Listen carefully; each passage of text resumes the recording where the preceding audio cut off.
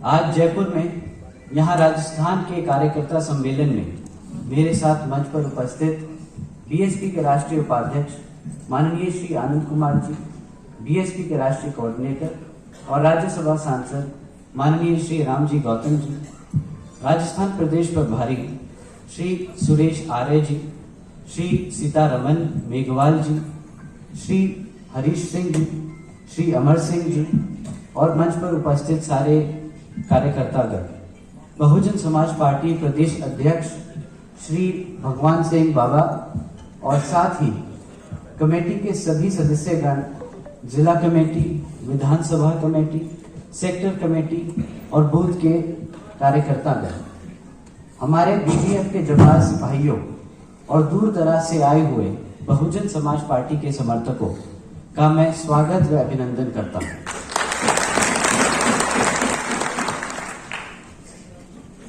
साथियों, बाबा साहब डॉक्टर भीमराव अंबेडकर जी ने भारत के 100 करोड़ लोगों का उनके समाज के अधिकार की लड़ाई लड़ने का हथियार दिया है।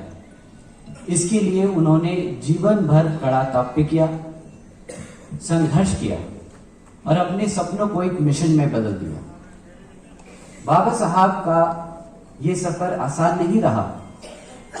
बचपन से ही हर कदम पर उन्होंने भेदभाव का सामना करना पड़ा, लेकिन इसके बाद भी उन्होंने हर चुनौती का डटकर मुकाबला किया और उच्च शिक्षा हासिल की।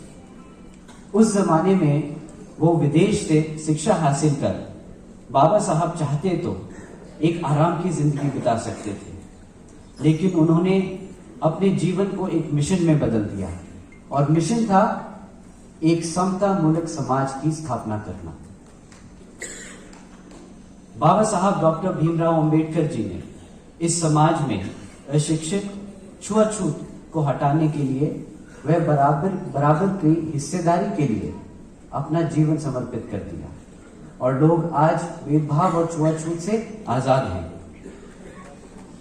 साथियों, समता मूलक शासन और सामाजिक व्यवस्था पर आधारित एक मजबूत लोकतंत्र स्थापित करने के उद्देश्य से मानवतावादी संविधान देकर बाबा साहब आज ही के दिन हम सबको छोड़कर चले गए। हमें आज निश्चय करना होगा कि हम बाबा साहब के दिखाए मिशन को पूरा करेंगे। हमें आज निश्चय करना होगा कि हम एक समता मूलक समाज की स्थापना करेंगे। हमें आज निश्चय करना होगा कि हम समाज के हर वर्ग को साथ लेकर बाबा साहब के सपने के भारत को बनाएंगे। हम वादा करते हैं कि बाबा साहब के दिखाए रास्तों को कभी छोड़ेंगे नहीं। हम वादा करते हैं कि आत्मसम्मान और स्वाभिमान के कारवां को कभी रुकने नहीं देंगे। हम वादा करते हैं कि चाहे जितना संघर्ष करना पड़े, हम बाबा साहब के सपनों का समता मूलक देश बना के उनके सपनों को और उसका शासक बन के मिशन को हर हाल में पूरा करेंगे। साथियों, बाबा साहब ने संविधान सभा की अपनी कंक्लूडिंग स्पीच में नए बन रहे राष्ट्र की चुनौती की ओर संकेत किया था और उन चुनौतियों से निपटने के तरीके भी बताए थे। बाबा साहब का मानना था कि राष्ट्र निर्माण में सबसे बड़ी समस्या आर्थिक और सामाजिक गैर बराबरी की है। संविधान सभा के अपने इस आखिरी भाषण में बाबा साहब ने आर्थिक और सामाजिक गैर बराबरी को खत्म करने के लिए एक राष्ट्रीय एजेंडा तय किया। बाबा साहब की वजह से ही संविधान के मूल अधिकारों में इक्वल अपॉर्चुनिटी यानी अवसरों की समानता का प्रावधान रखा गया, जिसके तहत देश के सभी शोषितों, वंचितों और गरीबों के लिए आरक्षण के विशेष अधिकार का प्रावधान संभव हो पाया। सभी को बराबरी का मौका मिल पाया। यही बाबा साहब के समता मूलक समाज का मूल आधार था। साथियों, बाबा साहब के इस सपनों को मिशन बनाया माननीय साहब श्री काशीराम जी और इसे हकीकत कर दिखाया हमारी आदरणीय बहन कुमारी मायावती जी ने। इसमें कोई शक नहीं कि आदरणीय बहन कुमारी मायावती जी के नेतृत्व वाले बहुजन समाज पार्टी के 4 बार के शासनकाल में समाज के हर वर्ग को साथ लेकर एक बेहतर भविष्य की नींव रखी गई। हम सब भली भांति जानते हैं कि संविधान में मिले अधिकारों के बावजूद हमारे साथ क्या व्यवहार किया जाता है। इसलिए आज बाबा साहब डॉक्टर भीमराव अंबेडकर जी के परिनिर्वाण दिवस के मौके पर मैं फिर से आप लोगों को कहना चाहता हूं कि शोषितों, वंचितों और गरीबों के लिए हक की लड़ाई अभी खत्म नहीं हुई है। इस लड़ाई को आगे बढ़ाने के लिए आपको अपनी पॉलिटिकल पार्टी यानी आपकी अपनी बीएसपी को हर स्तर पर मजबूत करना होगा और केंद्र व राज्यों की राजनीतिक सत्ता की मास्टर चाबी खुद अपने हाथों में लेनी होगी। ताली बजा सकते हैं। बहुजन समाज पार्टी ही वो एक लौती पार्टी है जो समाज के हर वर्ग को साथ लेकर चलती है। हम किसी का हक मारते नहीं और किसी को किसी का हक मारने देते नहीं।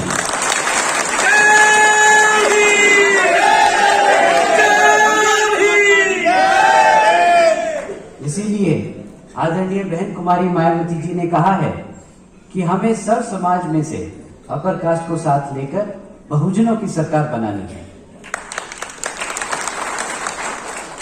और ये काम तब तक पूरा नहीं होगा जब तक हमारे मिशन में 50% भागीदारी हमारे युवा वर्ग की नहीं होगी।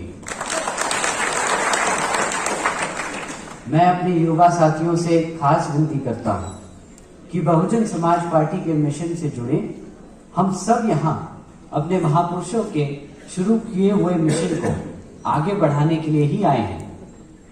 हमें फूफाबाजी नहीं करनी बल्कि अपने समाज के सबसे कमजोर साथियों को भी उनका मान सम्मान और अधिकार दिलाना है। इसीलिए मैं अपने युवा साथियों को बाबा साहब डॉक्टर भीमराव अंबेडकर जी की एक और कही बात याद दिलाना चाहूंगा।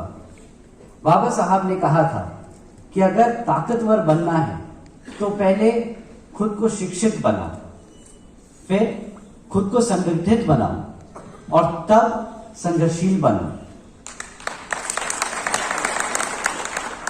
तभी आप सही तरीके से मिशन को साथ लेके आगे बढ़ पाएंगे। मैं फिर से आप लोगों को ये साफ कर देना चाहूंगा कि ये लड़ाई हमारे मान की है, ये लड़ाई हमारे सम्मान की है, ये लड़ाई हमारे स्वाभिमान की है। 2007 से 2012 तक के बेमिसाल शासनकाल में बहन जी ने ये दिखा दिया है कि अगर सत्ता आपके हाथों में है, अगर आपके इरादे नेक हैं और अगर आप में इच्छा शक्ति है तो व्यवस्था और समाज दोनों आपके साथ खड़े हो जाएंगे। उत्तर प्रदेश में 4 बार के शासनकाल में बहन जी के प्रशासन और बहन जी के लाए हुए प्रशासनिक अनुशासन ने दुनिया को बता दिया कि असल मायने में सुशासन होता कैसे है। एक शासन जिसमें सभी को न्याय मिला, सम्मान मिला और सभी को समान अधिकार मिला। अपने इस मिशन को आदरणीय बहन कुमारी मायावती जी ने कैसे हासिल किया? उन्होंने नौजवानों को नौकरी दी, हमारी महिलाओं को शिक्षा दी, व्यापारियों को सुरक्षा दी। अपने शासनकाल में 1 लाख से ज्यादा सफाई कर्मचारियों को भर्ती किया गया। पुलिस बल को मजबूत किया गया। एक साथ 2 लाख से अधिक जवानों को पुलिस फोर्स में भर्ती किया गया। 90,000 शिक्षकों को नौकरी दी गई। और आपको जानकर हैरानी होगी कि रोजगार के ये मौके तब मिले जब पूरी दुनिया में मंदी का दौर चल रहा है और लोगों को नौकरी से निकाला जा रहा था। एक तरफ जहां दुनिया में बेरोजगारी बढ़ रही थी, वहीं उत्तर प्रदेश में आदरणीय बहन कुमारी मायावती जी लोगों को लाइन में लगाकर रोजगार दे रही थी। अपने शासनकाल में आदरणीय बहन कुमारी मायावती जी ने किसानों की तरक्की के लिए भी हर संभव कार्य किए।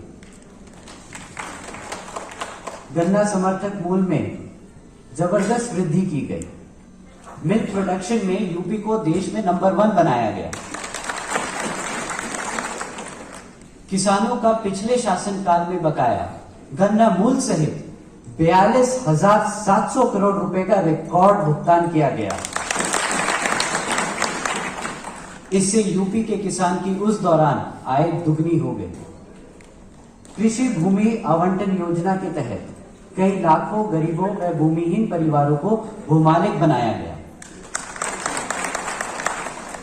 आदरणीय बहन कुमारी मायावती जी ने समाज के हर तबके के लिए काम किया है। आदरणीय बहन कुमारी मायावती जी का शासन हमेशा बहुजन समाज पार्टी के सर्वजन हिताय व सर्वजन सुखाय की नीति पर ही चला। कभी किसी के साथ भेदभाव नहीं हुआ। सब समाज सर्वजन हिताय की नीति के तहत ही आदरणीय बहन कुमारी मायावती जी ने 2007 से 2012 तक के अपने कार्यकाल में जनरल कैटेगरी की सरकारी भर्ती पर लगी रोकों को भी हटाया। यही नहीं, उन्होंने सब समाज में से अपर कास्ट के युवा डॉक्टर्स, इंजीनियर्स आदि को सरकारी नौकरियां भी दी। साथ ही विभिन्न विभागों में पहले से खाली पड़े सरकारी पदों को विशेष अभियान चलाकर भरा गया और लोगों को सरकारी नौकरी दी गई। सब समाज के तमाम छात्रों की डॉक्टरी, इंजीनियरिंग और मैनेजमेंट आदि के उच्च प्रोफेशन में पूरी भागीदारी करने के लिए लखनऊ में छत्रपति शाहू जी महाराज प्रशिक्षण केंद्र की स्थापना भी की गई। मैं बहन जी का जितना भी शुक्रिया अदा करूं उतना ही कम, क्योंकि आज मेरे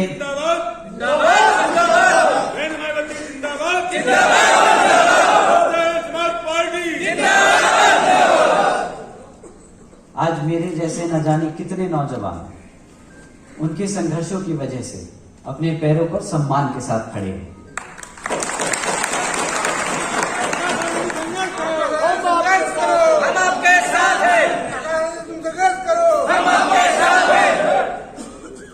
हमें यकीन था कि हम पर होने वाले किसी भी अन्याय के खिलाफ हमसे पहले खुद हमारी बहन जी हमारी ढाल बनकर खड़ी है। विरोधी पार्टियां डरती हैं बहन जी की सोच से। विरोधी पार्टियों को डर है बहन जी की ताकत से। विरोधी पार्टियों को डर है बहन जी के शासन से। वो सोचते हैं कि आखिर कैसे बहन जी के सत्ता में आते ही अपराधी प्रदेश छोड़कर भाग जाते हैं। कैसे बहन जी का नाम सुनकर उत्तर प्रदेश के सो कॉल्ड माफिया, बाहुबली, गुंडे थर थर कांपने लगते थे। 1995 में जब बहन जी पहली बार मुख्यमंत्री बनी तो शासन में आते ही उन्होंने करीब 1,45,000 अपराधियों पर गुंडा एक्ट लगाकर उन्हें जेल भेज दिया।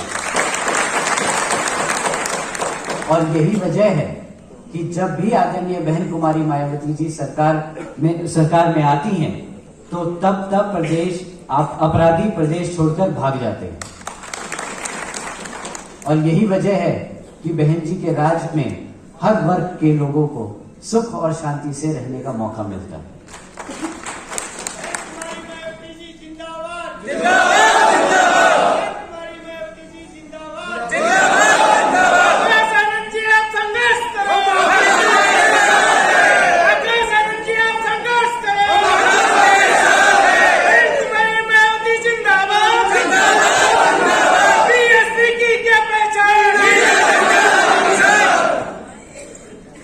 फिर चाहे वो हमारी माताएं बहनें हों, बुजुर्ग हों या फिर हमारा व्यापारी वर्ग। सत्ता में चाहे कांग्रेस हो या बीजेपी, इन दोनों ने ही सरकार में रह के हमेशा हम पर अपराध और हमारे साथ भेदभाव किया है।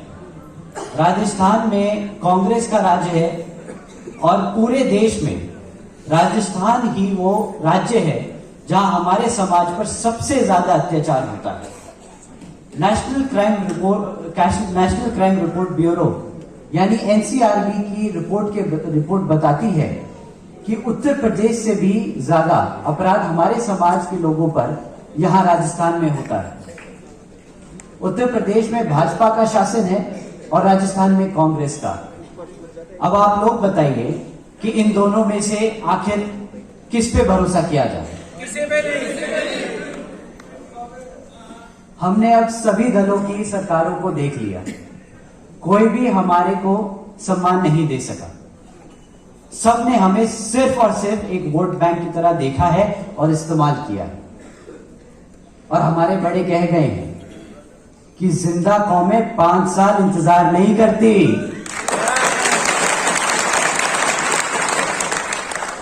इसलिए अपनी पार्टी की ताकत को समझिए, अपने वोट की ताकत को समझिए और बहुजन समाज पार्टी को हर स्तर पर मजबूत कीजिए। जय भीम, जय भारत।